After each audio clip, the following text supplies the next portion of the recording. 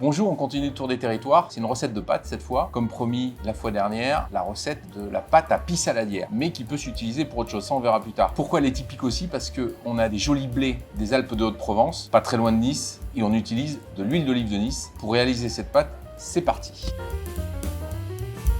C'est une pâte qui est très simple à faire. Donc je parlais de belle farine, on voit elle a une couleur incroyable. C'est des blés qui ne sont pas modifiés. On prend du lait, on le tiédit et on émiette dedans la levure.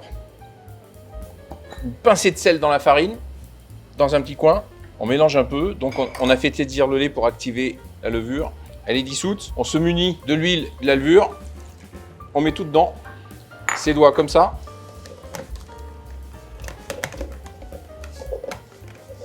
On va bien chercher toute la farine qui reste. Voilà. Il faut qu'à la fin du pétrissage, le saladier qu'on a utilisé soit aussi propre que quand on a commencé.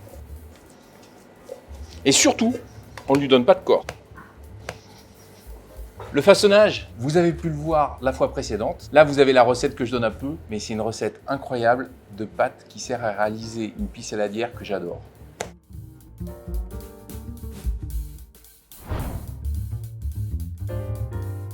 La petite astuce du jour, si vous avez envie de faire autre chose qu'une pie saladière avec cette pâte, ça marche très bien. Il suffit de remplacer les oignons par des tomates. La pâte, au fond du moule, comme on l'a vu la fois précédente, bien poussée, les tomates dessus, de l'origan au four, à la sortie du four, une très belle huile d'olive, de la fleur de sel et du poivre, et quelques copeaux de parmesan, et vous vous régalerez.